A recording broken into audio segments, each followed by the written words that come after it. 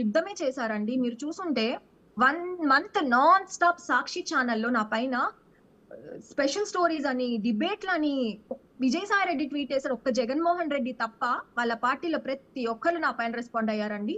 వాసిరెడ్డి పద్మ గారు నా పైన ట్రోల్స్ జరుగుతున్నాయని కొన్ని వందల ఈమెయిల్స్ పెట్టా విత్ ప్రూఫ్స్ పెడితే ఉమెన్ కమిషన్ ఆమె రెస్పాండ్ అవ్వకపోగా నా పైన ట్రోల్స్ జరిగినప్పుడు నాకు సపోర్ట్ గా నిలవకుండా కనీసం ఏమమ్మా ఏం జరిగింది, ఎందుకు నీ పైన ఇంత ట్రోల్స్ అవుతున్నాయి, సాక్షిలో కూడా ఎందుకు నీ పైన ఇంత వేస్తున్నారు అని అడగకపోగా నా మీద 2 సార్లు ప్రెస్ మీట్లు పెట్టి నన్ను బ్యాడ్ గా మాట్లాడారు.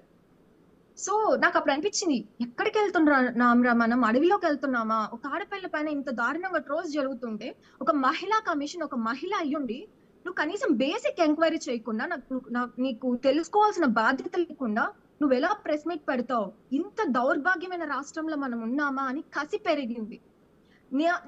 నేను ఎక్కడో ఉండి నాకే ఇలా జరుగుతుంటే ఇంకా సామాన్యమైన ఆడపిల్లలు, స్కూల్కి వెళ్ళే పిల్లలు, కాలేజ్కి వెళ్ళే పిల్లలు, ఒక ఉద్యోగం చేసుకునే మహిళలు, వాళ్ళ రక్షణ ఎంత రాష్ట్రంలో అని కసి పెరిగింది. ఎలా అయినా సరే ఈ పార్టీని ఓడించాలి, నా రాష్ట్రానికి స్వేచ్ఛను తీసుకొని రావాలి, ఆడపిల్లలు స్వేచ్ఛగా తిరగాలి, వాళ్ళకి సోషల్ మీడియాలోనే కాదు గ్రౌండ్ లో కూడా నడిచి వెళ్తున్న ప్రతి ఆడపిల్లకి ధైర్యం రావాలంటే ఈ ప్రభుత్వం మారాలి అని కసి పెరిగి పనిచేశానండి. స్వాతి గారు, ఇక్కడే నేను విజయసాయి రెడ్డిది ఒక ట్వీట్ అనేది కోట్ చేయదలుచుకున్నాను. స్వాతి చౌదరి, రెడ్డి పేరుతో మీరు అలా కామెంట్ చేసే బదులు మీ కొడుక్కో మిగతా వాళ్ళకో పెట్టుకోవచ్చు కదా అనేది ఆయన చేసిన ట్వీటు అప్పట్లో మీకు తెలిసింది. అంటే ఏంటి స్వాతి రెడ్డికి స్వాతి చౌదరి అని తగిలించారు ఆయన?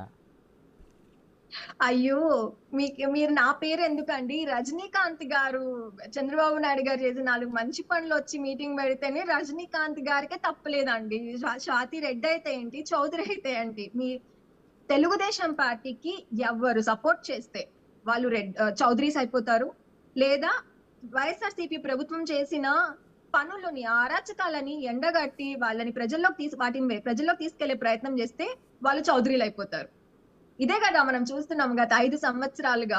ఇందులో పెద్ద వింతేం లేదండి. అసలు ఆ పాయింట్ పైన ఫోకస్ చేయాల్సిన అవసరమే లేదు. స్వాతి గారు, ఇక్కడే నేను ఒక్కసారి రాజకీయాల వైపు వెళ్దాం. అంటే రాజకీయాల్లో విమర్శలు, ప్రతి విమర్శలు అనేవి కామను. అది రాష్ట్ర అభివృద్ధికి అనేది హద్దులు ఎప్పుడో దాటిపోయినాయి. అలా కాకుండా నేంటుంది కొడాలి నాని కావచ్చు, పేరు నాని కావచ్చు, వల్లభనేని వంశీ కావచ్చు, అంబటి రాంబాబు కావచ్చు, లేకపోతే రామ్ గోపాల్ వర్మ కావచ్చు, ఇలా అనేక మంది చేస్తున్న విమర్శలు, కామెంట్స్ చూసినప్పుడు అంటే చంద్రబాబు నాయుడు సైతం చలించిపోయే పరిస్థితి మనం చూసాం. ఏమనిపిస్తుంది? అంటే రాజకీయాల పట్ల మీరు రాజకీయాల్లో, ప్రత్యక్ష రాజకీయాల్లో కనిపించకపోయినా నిజంగా రాజకీయాల్లో మీరు చేస్తున్న పోరాటం పెద్దది. ఏమనిపిస్తుంది రాజకీయాలు చూస్తే? మీకు ఎలాంటి అభిప్రాయం కలుగుతుంది? అసహ్యం వేస్తుందండి. ఎందుకంటే ఇప్పుడు మనం చేసే పని అందరికీ నచ్చాలని లేదు. అది నచ్చనప్పుడు చెప్పే పద్ధతి 2 రకాలుగా ఉంటది. అరే ఇది బాలేదు, నువ్వు మార్చుకో అనే ఒక పద్ధతి ఉంటది. ఇంకో పద్ధతి కొడాలి నాని, వల్లభనేని వంశీ, రోజా, ఇంకొంతమంది ఉన్నారు. వీళ్ళు మాట్లాడే భాష, ఈ రెండిటికి చాలా తేడా ఉందండి. రాజకీయాల్లో ప్రతి నాయకుడు, ప్రతి కార్యకర్త గుర్తుపెట్టుకోవాల్సిన విషయం ఏంటంటే మన భాషే మనం ఏంటో, మన ఒరిజినల్ క్యారెక్టర్ ఏంటో, మన వ్యక్తిత్వం ఏంటో, మన ఆలోచనలు ఏంటో ప్రజలకి దగ్గర చేస్తాయి. నీ భాష ఎంత అసహ్యంగా ఉంటుందో ప్రజలు నిన్ను అంత అసహ్యంగా చూస్తారు. మేబీ టెంపరీగా నువ్వు మాట్లాడిన మాటలు ప్రజల్ని ఆ క్షణం సంతోష పెట్టొచ్చు, కానీ లాంగ్ టర్మ్ లో ఏం జరుగుతుంది అనేది ఈ రోజు వాళ్ళ పార్టీకి వచ్చిన ఓట్లు, వాళ్ళ పార్టీకి వచ్చిన సీట్లు చూస్తే అర్థమవుతుంది. అప్పుడు విర్రవీగారు.